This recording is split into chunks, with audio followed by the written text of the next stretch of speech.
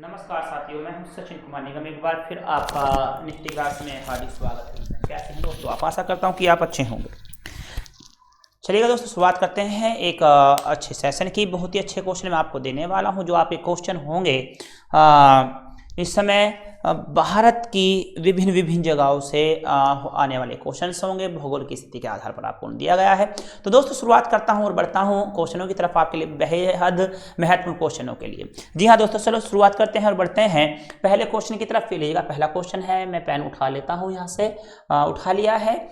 यहाँ देखिए, पोलावरम प्रोजेक्ट किस राज्य में स्थित है? अब ये देखिएगा, यहाँ पर पोलावरम प्रोजेक्ट किस राज्य में स्थित है? मध्य प्रदेश में है, गुजरात में है, आंध्र प्रदेश में है और कर्नाटक में है। तो दोस्तों यहाँ पर आप बताएंगे पोलावरम प्रोजेक्ट किस राज्य में स्थित है? मध्य प्रदेश में है, गुजरात में है, आंध्र प्रदेश में है और कर्नाटक में है। तो दोस्तों इसकी अगर बात करते हैं तो ये आपका होता है आंध्र प्रदेश में। जी हाँ दोस्तों, इसके राइट आंसर की अगर हम बात करें तो पोलावरम जो प्रोजेक्ट है वो आपके आंध्र प्रदेश में है। आप देखेंगे पोलावरम बहुउद्देश्य परियोजना आंध्र प्रदेश के गोदावरी जिले में स्थित है। यह प्रोजेक्ट गोदावरी नदी पर स्थित है। इस प्रोजेक्ट पर वर्ष 2004 में कार्य प्रारंभ हुआ था। यह 2019 में कार्यशील होगा। इस प्रोजेक्ट की विद्युतीय उत्पादन क्षमता 960 मेगावाट होती है दोस्तों। तो दोस्तों आप यहाँ पर देख सकते हैं, ये पोलावरम जो आपका है पोलावरम बहुउद्देश्य परियोजना जो है आंध्र प्रदेश के गोदावरी जिले में स्थित है। यह जो है आपका देख सकते हैं, यह प्रोजेक्ट का राइट आंसर आपका सी होता है। तो दोस्तों आगे बढ़ते हैं, लेते हैं भारत का सबसे बड़ा कॉफी उत्पादक राज्य कौन सा? देखेंगे यहाँ पर भारत में सबसे बड़ा कॉफी उत्पादक राज्य कौन सा है? तमिलनाडु है, यहाँ पर आंध्र प्रदेश है, कर्नाटक है और केरल है। तो दोस्तों यहाँ पर देखते हैं, कल आपको बताया गया था रबड़ का सबसे बड़ा उत्पादक राज्य कौन सा, कल हम उसकी बात कर रहे थे, लेकिन आज हम बात कर रहे हैं यहाँ पर भारत का सबसे बड़ा कॉफी उत्पादक राज्य है। तो यहाँ पर आप देखेंगे तमिलनाडु है, आंध्र प्रदेश है, कर्नाटक है और केरल है। तो देखा जाए इसमें आपका कर्नाटक सबसे अग्रणी है कॉफी उत्पादन में। जी हाँ दोस्तों, कर्नाटक, ये लीजिएगा यहाँ पर कर्नाटक आता है। कर्नाटक भारत का एक सबसे बड़ा कॉफी उत्पादक राज्य है। इसके बाद केरल और तमिलनाडु में सर्वाधिक कॉफी उत्पादन किया जाता है दोस्तों। तो दोस्तों यहाँ पर देख सकते हैं, पहले नंबर पर आप देखें कर्नाटक है और दूसरे तमिलनाडु में कॉफी उत्पादन अच्छी मात्रा में यहाँ पर किया जाता है। आगे बढ़ते हैं, कांगेर घाटी, देखिएगा कांगेर घाटी राष्ट्रीय उद्यान किस राज्य में स्थित है? अभी आपको बताना कांगेर घाटी राष्ट्रीय उद्यान किस राज्य में स्थित है।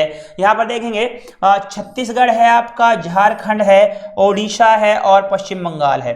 तो यहाँ पर बताएंगे कांगेर घाटी राष्ट्रीय उद्यान किस राज्य में स्थित है? छत्तीसगढ़ में है, झारखंड में है, उड़ीसा में है और पश्चिम बंगाल में है। इसका राइट आंसर आपके लिए होगा। आपको बताना है यहाँ पर कांगेर घाटी राष्ट्रीय उद्यान किस राज्य में स्थित है? छत्तीसगढ़ में है, झारखंड, उड़ीसा और पश्चिम बंगाल। तो राइट आंसर इसका होता है छत्तीसगढ़, इसका राइट आंसर होगा दोस्तों। कांगेर घाटी राष्ट्रीय उद्यान छत्तीसगढ़ में स्थित है। यह 1982 में भारत सरकार द्वारा इसे राष्ट्रीय उद्यान घोषित किया गया था दोस्तों। तो दोस्तों यहाँ पर इसका राइट आंसर आपका छत्तीसगढ़ होता है। जी हाँ, आगे चलते हैं, बढ़ते हैं अगले क्वेश्चन की तरफ। तुलबुल परियोजना, देखिए यहाँ पर तुलबुल परियोजना किस नदी पर स्थित है? बताएंगे तुलबुल परियोजना किस नदी पर स्थित है? यहाँ पर सिंधु नदी पर है, रावी नदी पर है, झेलम नदी पर है और व्यास नदी पर है। तो दोस्तों यहाँ पर देखेंगे इसका राइट आंसर आपका क्या होगा। तो देखिएगा तुलबुल परियोजना किस नदी पर स्थित है? सिंधु पर है, रावी पर है, झेलम पर है और व्यास पर है। तो इसका राइट आंसर आपका होगा झेलम नदी पर यह है परियोजना आपकी स्थित है। और ये योजनाएं जो है आपकी जितनी भी योजनाएं हैं ये सब अलग अलग आती हैं, ध्यान रखिएगा, कभी मौके से चौका छूट जाए। लीजिएगा तुलबुल परियोजना जम्मू कश्मीर, देखिएगा तुलबुल परियोजना ये जो है आपका जम्मू कश्मीर में है, क्योंकि झेलम नदी जो जम्मू कश्मीर से होकर के बहती है राज्य में झेलम नदी पर स्थित है दोस्तों। आगे बढ़ते हैं, लीजिएगा कायाल नामक भौगोलिक संरचना, देखेंगे कायाल नामक भौगोलिक संरचना भारत में किस राज्य में पाई जाती है? देखेंगे कायाल नामक भौगोलिक संरचना भारत में किस राज्य में पाई जाती है? यहाँ पर कर्नाटक है, आपका महाराष्ट्र है, केरल है और तमिलनाडु है। तो दोस्तों यहाँ पर बताइए इसका राइट आंसर। तो दोस्तों यहाँ पर आप देख रहे हैं इसका राइट आंसर क्या होता है, यहाँ पर देखना होगा और बताना होगा। कायाल नामक भौगोलिक संरचना भारत में किस राज्य में पाई जाती है? कर्नाटक में है, महाराष्ट्र में है, केरल में है और तमिलनाडु में है। तो ये देखना है आपको इसका राइट आंसर क्या होता है, ठीक है। तो यहाँ पर आप देखते हैं इसका कायाल नामक भौगोलिक संरचना भारत के किस राज्य में पाई जाती है? तो इसका राइट आंसर आपका होगा केरल। तो ये देखिएगा इसमें आपका राइट आंसर आपका केरल है। कायाल केरल में पाए जाते हैं। यह है मछली पकड़ने और अंतर्देशीय परिवहन के लिए उपयोगी होती है। प्रसिद्ध नेहरू ट्रॉफी पुन्नामदा कायल में आयोजित की जाती है। तो दोस्तों यहाँ पर देखें कायल के केरल में पाए जाते हैं। यह है मछली पकड़ने और अंतर्देशीय परिवहन के लिए उपयोगी होती है। प्रसिद्ध नेहरू ट्रॉफी पुन्नामदा कायल में आयोजित की जाती है। आगे देखेंगे निम्नलिखित में से किस बंदरगाह को अरब सागर की रानी कहा जाता है। ठीक है, निम्नलिखित में से किस बंदरगाह को अरब सागर की राजधानी कहा जाता है। यहाँ पर विजांग बंदरगाह है, आपका पारादीप बंदरगाह है, कोची बंदरगाह है और मुंबई बंदरगाह है।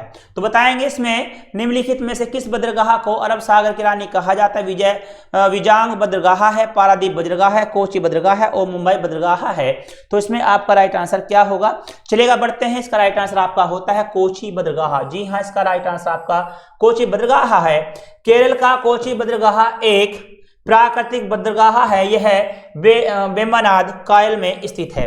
ठीक है, इसको देखें। केरल का कोची बंदरगाह एक प्राकृतिक बंदरगाह है। यह वेम्बनाड कायल में स्थित है।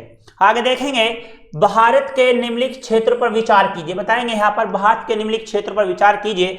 उत्तर पूर्वी हिमालय है, यहाँ पर पश्चिमी घाट है, पूर्वी घाट है। उपरोक्त में से किस क्षेत्र में उष्णकटिबंधीय वर्षावन पाए जाते हैं। 1 से 2 है, यहाँ पर 2 से 3 है और 1 से 3 है। उपरोक्त में से कोई नहीं है। ठीक है, भारत के निम्नलिखित क्षेत्रों में विचार कीजिए। उत्तर पूर्वी हिमालय है, पश्चिम घाट है, पूर्वी घाट है। उपरोक्त में से किस क्षेत्र में उष्णकटिबंधीय वर्षावन पाए जाते हैं। 1 से 2 है, यहाँ पर 2 से 3 है और 1 से यहाँ पर 3 होता है। ठीक है, तो यहाँ पर आप बताएंगे भारत के निम्नलिखित क्षेत्रों पर विचार करना है। तो यहाँ पर आपका राइट आंसर होगा, तो ये लेंगे 1 से 2, यहाँ पर आपका राइट आंसर है। उष्णकटिबंधीय वर्षावन उन क्षेत्रों में पाए जाते हैं जहां भारी वर्षा होती है। भारत में अंडमान व निकोबार द्वीप, उत्तर पूर्वी भारत के राज्य और पश्चिम घाट के कुल हिस्सों में इस प्रकार के वन पाए जाते हैं। ठीक है, तो यहाँ देखें उष्णकटिबंधीय वर्षा उन क्षेत्रों में पाए जाते हैं जहां भारी वर्षा होती है।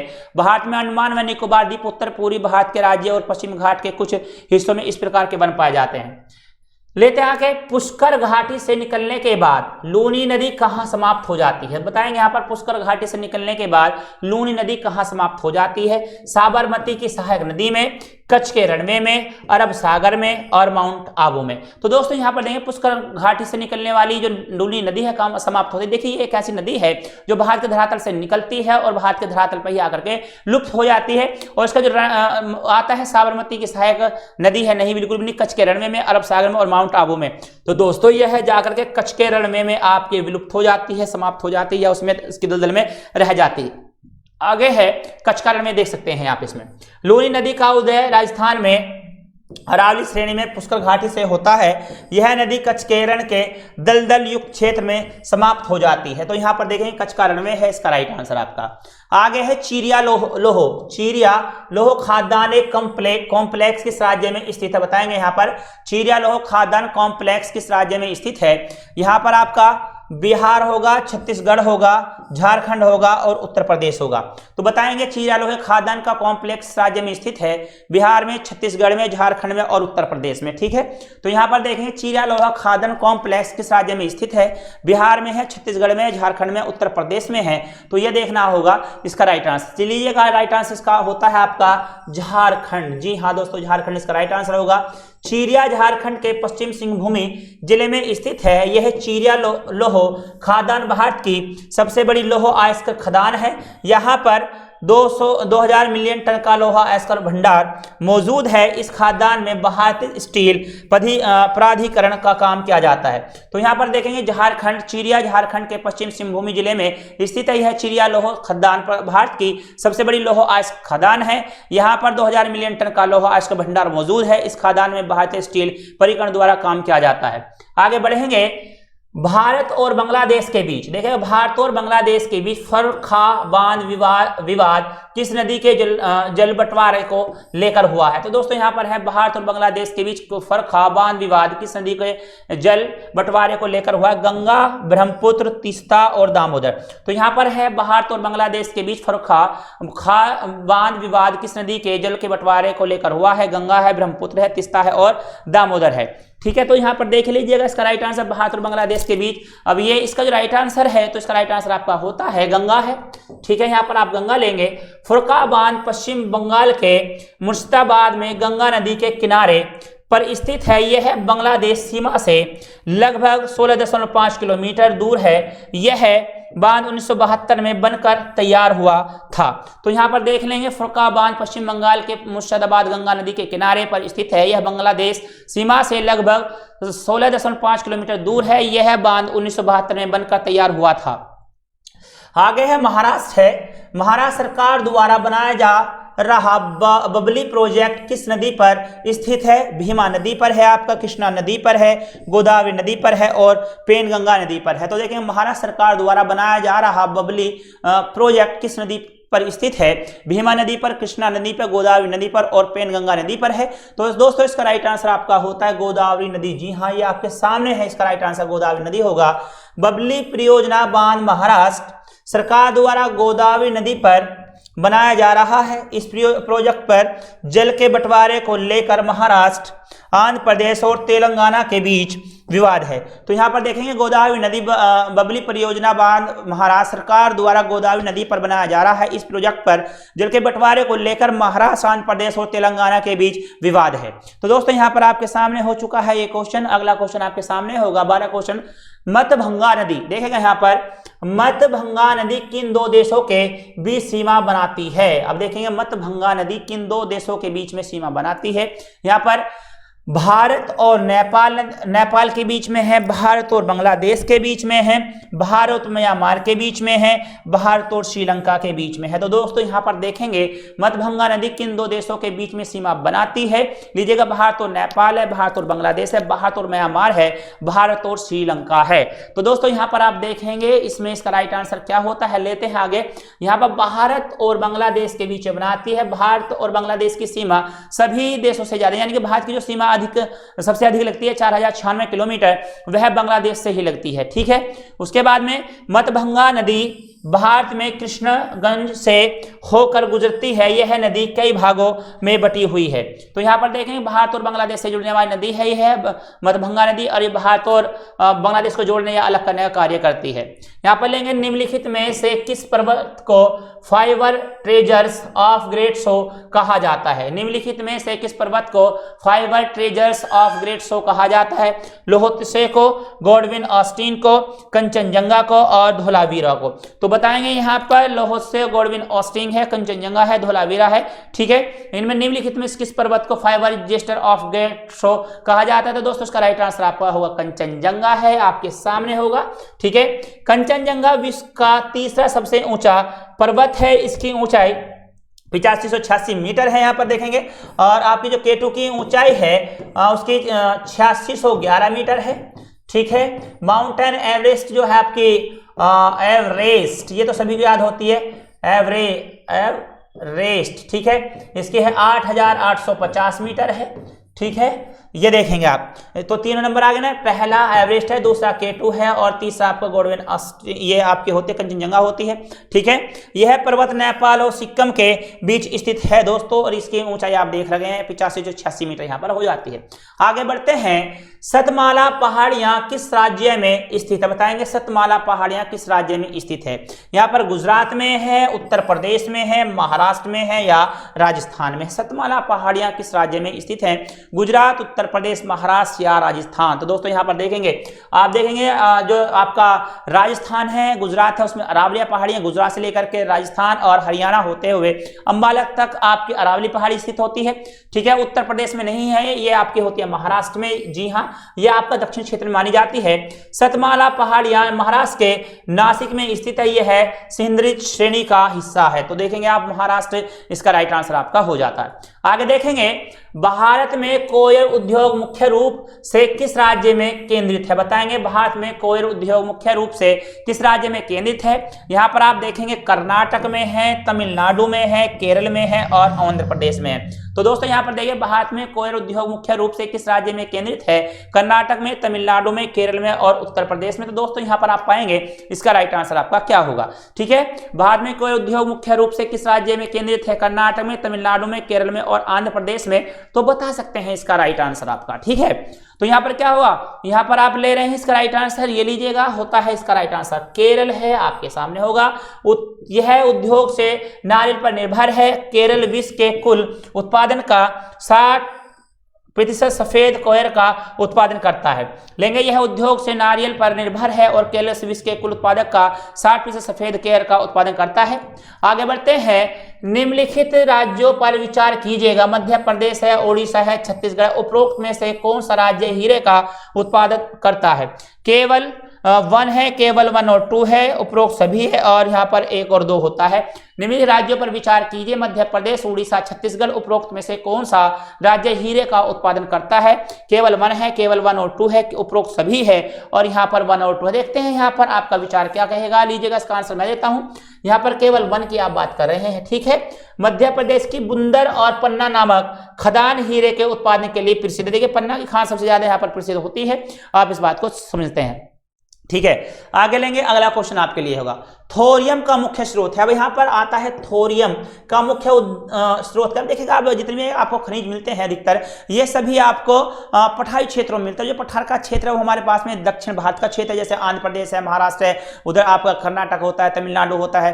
तो ये सभी क्षेत्र उस तरफ का काफी पठारी क्षेत्र और पहाड़ी क्षेत्र है दोस्तों, ठीक है। तो यहाँ पर देखेंगे थोरियम का मुख्य स्रोत जो है वो मेनाजाइट शेड भारत के किस राज्य में प्रमुखता से पाया जाता है? तो आपको बताना है यहाँ पर थोरियम का मुख्य स्रोत मेनाजाइट सैंड भारत के किस राज्य में प्रमुखता से पाया जाता है? तमिलनाडु है, यहाँ पर केरल है, महाराष्ट्र है और गोवा है।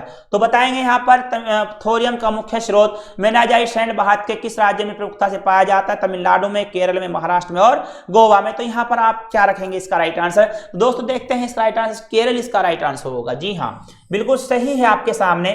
थोरियम का उपयोग नाभिकीय संयंत्रों में ईंधन के रूप में किया जाता है। अब यहाँ पर देखेगा, थोरियम का उपयोग नाभिकीय संयंत्रों में ईंधन के रूप में किया जाता है, ठीक है। आगे लेते हैं, 2010 में किस बंदरगाह को भारत का 13 प्रमुख बंदरगाह घोषित किया गया था? बताएंगे 2010 में किस बंदरगाह को भारत का 13 प्रमुख बंदरगाह घोषित किया गया था? यहाँ पर तूतीकोरिन है, आपका गोरमंगा ओ है, एन्नोर है, पोर्ट ब्लेयर है। तो बताइएगा 2010 में किस बंदरगाह को भारत का 13 प्रमुख बंदरगाह घोषित किया गया था? तूतीकोरिया है, मेमोरगा ओ है, एन्नोर है, पोर्ट ब्लेयर है, ब्लेयर। तो इसमें देखिए 2010 में किस बंदरगाह को रखा गया? तो यहाँ पर देख सकते हैं, इसका राइट आंसर लीजिएगा, पोर्ट ब्लेयर इसका राइट आंसर आपका डी होगा, ठीक है। पोर्ट ब्लेयर बंदरगाह अंडमान निकोबार द्वीप समूह में स्थित है, ठीक है। यहाँ पर पोर्ट ब्लेयर बंदरगाह अंडमान निकोबार द्वीप समूह में स्थित है, आप देख सकते हैं। यहाँ पर बाबा बुदन पहाड़ियां, देखिएगा बाबा बुदन पहाड़ियां किस राज्य में स्थित है? आंध्र प्रदेश में है, तमिलनाडु में है, कर्नाटक में है और गुजरात में है। बाबा बुदन पहाड़ियां किस राज्य में स्थित है? आंध्र प्रदेश में, तमिलनाडु में, कर्नाटक में और गुजरात में। ये देखेगा, बहुत ज्यादा क्वेश्चन कई बार आपसे पूछा गया है और इसका आंसर आपने दिया भी है। तो देखेंगे यहाँ पर बाबा बुदन पहाड़ियां किस राज्य में स्थित है। तो देखिएगा, एक बात मैं आपको बता देता हूं दोस्तों, ये आपकी रिकॉर्डेड क्लास है जो आपको मिल रही है, लेकिन नित्य चैनल पर आपको प्रतिदिन मेरी 3 क्लासें आपको मिलती हैं, जो सुबह आपकी देखते हैं आती है, सुबह में आती है आपकी कितने बजे आती है? सुबह में 7 बजे। 7 बजे आपकी करंट की क्लास होती है, CURENT, ठीक है। 7:20 पर ये 7:20 पर लगभग आपकी चलती है। तो 12 बजे आपकी इतिहास क्लास आते, इतिहास, ठीक है। और 3 बजे आपकी होती है हिंदी क्लास, ठीक है। तो यहाँ पर आपकी 3 क्लासें मेरे द्वारा यहाँ पर प्रतिदिन दी जाती हैं, आप देख सकते हैं, ठीक है। तो यहाँ पर बढ़िएगा आगे की तरफ। बाबा बुदन पहाड़ी किस राज्य में स्थित है? आंध्र प्रदेश में है, तमिलनाडु में, कर्नाटक में, गुजरात में है। तो इसका राइट आंसर आपका होगा कर्नाटक, इसका राइट आंसर है। बाबा बुदन पहाड़ियां कर्नाटक के चिकमगलूर में स्थित है। यह है समुद्र तल से 1895 मीटर की ऊंचाई पर स्थित है। तो दोस्तों यहाँ पर देखेंगे 1895 मीटर की ऊंचाई पर स्थित है ये आपका। आगे बढ़ते हैं, निम्नलिखित राज्यों पर विचार कीजिएगा। निम्नलिखित राज्यों पर विचार कीजिएगा। आंध्र प्रदेश है, महाराष्ट्र है, उड़ीसा है। छत्तीसगढ़ राज्य का निर्माण किन राज्यों के हिस्सों से बनाया गया था? तो बताएंगे छत्तीसगढ़ राज्य का निर्माण किन राज्यों के हिस्सों से बनाया गया था? तो ये बताएंगे केवल 1 है यहाँ पर, 1 और 2 है, 1 और 3 है और 1, 2, 3 और यहाँ पर 4 होता है। निम्नलिखित राज्यों पर विचार कीजिए। मध्य प्रदेश, महाराष्ट्र, उड़ीसा, छत्तीसगढ़ राज्य का निर्माण किन राज्यों के हिस्से से बनाया गया था? तो यहाँ पर आप देख सकते हैं। अब यहाँ पर देखिएगा, विचार कीजिएगा। तो दोस्तों यहाँ पर इसकी बात करते हैं तो ये केवल 1 से है आपका, यहाँ पर केवल 1 है और छत्तीसगढ़ राज्य के 1 नवंबर 2020 को अस्तित्व में आया था, ठीक है। तो यहाँ पर आगे बढ़ेंगे। निम्नलिखित में से देखिएगा, निम्नलिखित में से कौन सा राष्ट्रीय मार्ग सिक्किम का शेष भारत से जोड़ता है? बताएंगे निम्नलिखित में से कौन सा राष्ट्रीय मार्ग सिक्किम को शेष भारत से जोड़ता है। ये आपके सामने अगला क्वेश्चन मैंने आपको दिया है। तो देखेंगे राष्ट्रीय राजमार्ग 31A है, यहाँ पर राष्ट्रीय राजमार्ग 32A है, राष्ट्रीय राजमार्ग 28 है, राष्ट्रीय राजमार्ग 26A है। तो देखेंगे निम्नलिखित में से कौन सा राष्ट्रीय मार्ग सिक्किम को शेष भारत से जोड़ता है? राष्ट्रीय राजमार्ग 31A है, राष्ट्रीय राजमार्ग 32A है, राष्ट्रीय राजमार्ग 28 है, राष्ट्रीय राजमार्ग 26A होता है। ठीक है, तो राष्ट्रीय राजमार्ग 31A इसका राइट आंसर आपका होगा दोस्तों। यह राजमार्ग मुख्य रूप से सिक्किम और पश्चिम बंगाल में स्थित है। ठीक है, राष्ट्रीय राजमार्ग 31 है, यह राजमार्ग मुख्य रूप से सिक्किम और पश्चिम बंगाल में स्थित है और इसका राइट आंसर आपका ये होगा। अगला है राष्ट्रीय खाद्य प्रौद्योगिकी उद्यमशीलता एवं प्रबंधन संस्थान किस राज्य में स्थित है? राजस्थान में है, हरियाणा में है, आंध्र प्रदेश में है और कर्नाटक में है। लीजिएगा, राष्ट्रीय खाद्य प्रौद्योगिकी उद्यमशीलता एवं प्रबंधन स्थान किस राज्य में स्थित है? राजस्थान में है, हरियाणा में है, आंध्र प्रदेश में है और कर्नाटक में है। चलेगा, तो दोस्तों यहाँ पर बताइएगा इसका आंसर क्या होता है। तो देखिए बढ़ते हैं आगे तरफ, इसका राइट आंसर आपका होगा हरियाणा। ये लीजिएगा, राष्ट्रीय खाद्य प्रौद्योगिकी उद्यमशीलता एवं प्रबंधन संस्थान हरियाणा के सोनीपत में स्थित है दोस्तों। तो दोस्तों देखेंगे हरियाणा, ये राष्ट्रीय खाद्य प्रौद्योगिकी उद्यमशीलता एवं प्रबंधन संस्थान हरियाणा के सोनीपत में स्थित होता है। ठीक है, तालचर तापीय ऊर्जा प्लांट किस राज्य में स्थित है? बताएंगे तालचर तापीय ऊर्जा प्लांट किस राज्य में स्थित है? यहाँ पर कर्नाटक है, ओडिशा है, पश्चिम बंगाल है और हिमाचल प्रदेश है। ठीक है, तालचर तापीय ऊर्जा प्लांट किस राज्य में स्थित है? कर्नाटक में है, उड़ीसा में है, पश्चिम बंगाल में है, हिमाचल प्रदेश में। तो बताएंगे यहाँ पर इसका राइट आंसर आप लेंगे, तालचर तापीय ऊर्जा प्लांट किस राज्य में स्थित है? कर्नाटक, उड़ीसा, पश्चिम बंगाल और हिमाचल प्रदेश। तो ये लीजिएगा, यहाँ पर देखते हैं इसका राइट आंसर आपका होता है, आपके सामने है, बढ़िएगा, ओडिशा इसका राइट आंसर आपका होगा। तालचर तापीय ऊर्जा प्लांट ओडिशा के अंगुल जिले में स्थित है। इस पावर प्लांट को फरवरी 1968 में कमीशन किया गया था। इसकी ऊर्जा उत्पादन क्षमता 460 मेगावाट है। सिस्टल वेल रोड भारत को किस पड़ोसी देश से जोड़ता है? यहाँ पर चीन है, भूटान है, बांग्लादेश है और पाकिस्तान है। देखिएगा, सेंट्रल वेल रोड भारत के किस पड़ोसी देश से जोड़ती है? चीन, भूटान, बांग्लादेश और पाकिस्तान। तो अभी यहाँ पर ये जो रोड है ये कहाँ से किस देश से जोड़ती है, ये आपको बताना है। इसमें चीन है, भूटान है, बांग्लादेश और पाकिस्तान है। इसका राइट आंसर आपका चीन होगा दोस्तों। सेंट्रल वेल रोड भारत के लोडो को म्यांमार से जोड़ते हुए चीन के कुनामिंग से जोड़ता है। आगे लेंगे, सरहिंद नहर किस नदी पर स्थित है? बताएंगे सरहिंद नहर किस नदी पर स्थित है? सतलज पर है, रावी पर है, व्यास पर, उपरोक्त में से कोई नहीं है। तो देखिएगा, सरहिंद नहर किस नदी पर स्थित है? सतलज पर है, रावी पर है, व्यास पर, उपरोक्त में से कोई सी पर भी नहीं है। तो दोस्तों यहाँ पर आगे देख रहे हैं, तो इसका राइट आंसर होगा सरहिंद का। तो इसमें लीजिएगा, इसका सरहिंद पर है आपका सतलज नदी पर। ठीक है, ये लीजिएगा, सतलज नदी आपका यहाँ पर राइट आंसर हो जाता है। सरहिंद नहर पंजाब में स्थित है। इसका निर्माण 1882 में किया गया था। इस नहर में सतलज नदी का पानी इस्तेमाल किया जाता है। यह नहर सिंधु नदी प्रवाह तंत्र की सबसे पुरानी नहरों में से एक है। तो लेंगे यहाँ सरहिंद नहर पंजाब में स्थित, इसका निर्माण 1882 में किया गया था। इस नहर में सतलुज नदी का पानी इस्तेमाल किया जाता है। यह नहर सिंधु नदी प्रवाह तंत्र की सबसे पुरानी नहरों में से एक है।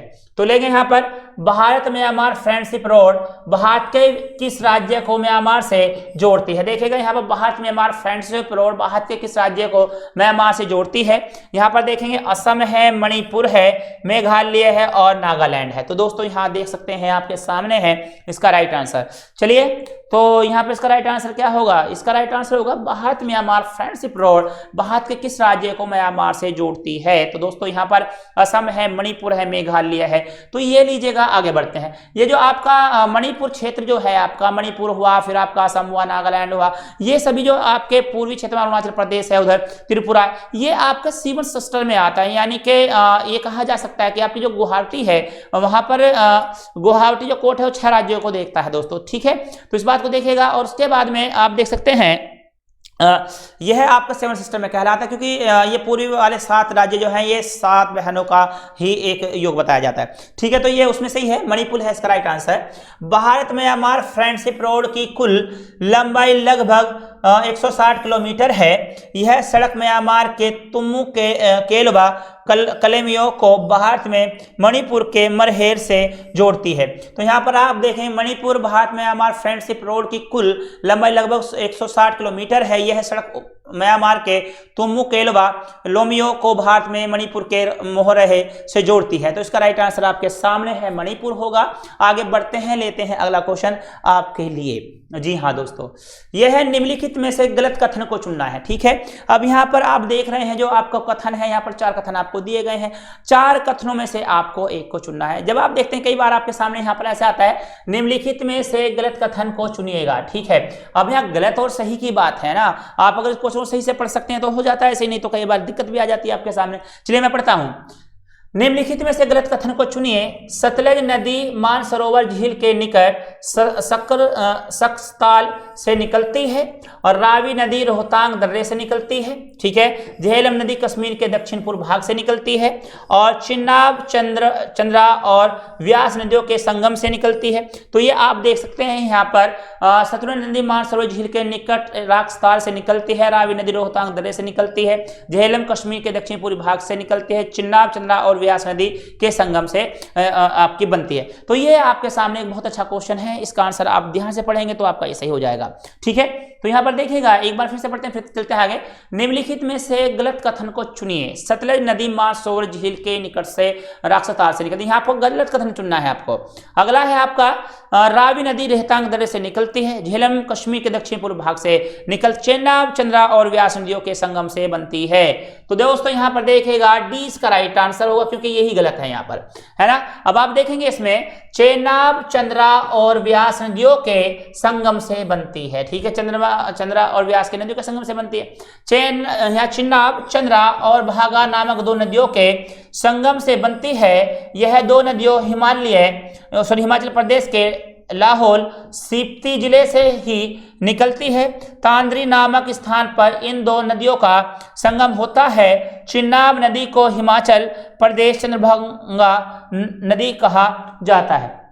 तो यहाँ पर आप देख पाएंगे इसमें क्या है इसका राइट आंसर आपका, और क्या इसका राइट आंसर आपका होता है। ठीक है, यहाँ पर ले लीजिएगा, आपका देखें चिनाब चंद्रा और भागा नामक 2 नदियों के संगम से बनती है। 2 नदियों हिमाचल प्रदेश के लाहौल स्पीति जिले से ही निकलती है। तांत्री नामक स्थान पर इन 2 नदियों का संगम होता है। चिनाब नदी को हिमाचल प्रदेश चंद्रभागा नदी कहा जाता है। ठीक है, तो ये इसका आपका राइट आंसर होता है। निम्नलिखित में से कौन सा जल, देखिएगा निम्नलिखित में से कौन सा जल स्रोत भारत के दक्षिण पूर्व में और मालदीव के पूर्व भाग में स्थित है। ठीक है, निम्नलिखित में से कौन सा जल स्रोत भारत के दक्षिण पूर्व में और मालदीव के पूर्व में स्थित है। यहाँ दक्षिण द्वीप सागर है, मन्नार की खाड़ी है, कल पृष्ठे है और मिनिकाय है। तो यहाँ पर देखेंगे आप निम्नलिखित में से आपका यहाँ पर होता है, जी हाँ, ये लेगा निम्नलिखित में से कौन सा जल स्रोत भारत के दक्षिण पूर्व में और मालदीव के पूर्व में स्थित है। लक्षद्वीप सागर है, मन्नार की खाड़ी है, पल्क स्टेट है और मिनिकाय है।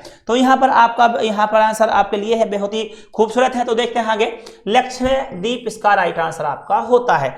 लक्षद्वीप सागर की सीमा भारत, मालदीव और श्रीलंका से लगती है। इसका कुल क्षेत्र 7,86,000 वर्ग किलोमीटर में माना जाता है। तो दोस्तों यहाँ पर आप देख सकते हैं लक्षद्वीप सागर की सीमा भारत, मालदीव और श्रीलंका से लगती है। इसका कुल क्षेत्र यहाँ पर 7,86,000 वर्ग किलोमीटर होता है। आगे है अमरावती जलाशय भारत के किस राष्ट्रीय उद्यान में स्थित है। देखेंगे यहाँ अमरावती जलाशय भारत के किस राष्ट्रीय उद्यान में स्थित है। इंदिरा गांधी वन्य जीव अभ्यारण्य, मुद्रामलाई राष्ट्रीय उद्यान है, पमुदम 16 राष्ट्रीय उद्यान है, उपरोक्त में से कोई भी नहीं है। तो दोस्तों यहाँ पर बताएंगे इंदिरा गांधी वन्य जीव अभ्यारण्य, यहाँ पर मुद्रामलाई राष्ट्रीय उद्यान होगा, पद्मनाभा 16 राष्ट्रीय उद्यान होगा, उपरोक्त में से कोई नहीं है। तो यहाँ पर इसका राइट आंसर क्या होगा। अमरावती जलाशय भारत के किस राष्ट्रीय उद्यान में स्थित है। तो यहाँ पर इसका राइट आंसर आपका है, बढ़ते हैं आगे, इंदिरा गांधी वन्य जीव अभ्यारण्य अमरावती जलाशय तमिलनाडु के इंदिरा गांधी वन्य जीव अभ्यारण्य में स्थित है। इंदिरा गांधी वन्य जीव अभ्यारण्य का नाम अब बदलकर अन्नामलाई टाइगर रिजर्व रखा गया है दोस्तों। तो ये देख सकते हैं इसका राइट आंसर आपका ए था, ये लीजिएगा, इसमें आपका ए होता है। आगे है गुजरात के निकट कौन सी पर्वत श्रृंखला, देखिएगा गुजरात के निकट कौन सी पर्वत श्रृंखला शुरू होती है जो पूर्व में महाराष्ट्र और मध्य प्रदेश होते हुए छत्तीसगढ़ तक जाती है। तो यहाँ पर देखेंगे गुजरात के निकट कौन सी पर्वत श्रृंखला शुरू होती है जो पूर्व में महाराष्ट्र और मध्य प्रदेश होते हुए छत्तीसगढ़ तक जाती है। विंध्य श्रृंखला है आपका, अरावली श्रृंखला है, तोबा काकर श्रृंखला है और सतपुड़ा श्रृंखला है। ठीक है, तो यहाँ पर देखेंगे गुजरात के निकट कौन सी पर्वत श्रृंखला शुरू होती है जो पूर्व में महाराष्ट्र और मध्य प्रदेश होते हुए छत्तीसगढ़ तक जाती है। विंध्य श्रृंखला, अरावली श्रृंखला है, तोबा काकर श्रृंखला है और सतपुड़ा श्रृंखला है। ठीक है, तो ये राइट आंसर आपका होगा यहाँ पर सतपुड़ा श्रृंखला। जी हाँ दोस्तों, यहाँ पर सतपुड़ा श्रृंखला आपकी होती है। विंध्य और सतपुड़ा श्रृंखला भारत को दो भागों में बांटती है और नर्मदा और तापी नदी सतपुड़ा श्रृंखला से उत्पन्न होती है। तो यहाँ पर आप देखेंगे इसका राइट आंसर विंध्य और सतपुड़ा श्रृंखला भारत को दो भागों में बांटती है, नर्मदा और ताप्ती नदी सतपुड़ा श्रृंखला से उत्पन्न होती है। ठीक है दोस्तों, तो ये थी आज की आपकी क्लास। आपको ये क्लास कैसी लगी, कैसा लगा इसका आपका, तो आप हमें कमेंट में जरूर बताइएगा। तो दोस्तों आपके महत्वपूर्ण क्वेश्चन मैंने आपको दिए हैं पूरे भारत की भौगोलिक स्थिति से, और मैं आपको हमेशा ऐसी वीडियो लेकर के आता रहता हूं। आपको कैसा लगता है हमको जरूर बताइएगा। जो साथी नए हैं वो कमेंट लाइक करना बिल्कुल ना भूलें और चैनल को सब्सक्राइब जरूर कर दें और बेल आइकन दबाना बिल्कुल ना भूलें। तो दोस्तों मैं सचिन कुमार निगम आपसे लेता हूं विदा, मिलता हूं अगली वीडियो में। तब तक के लिए good day, good luck, good bye, जय हिंद।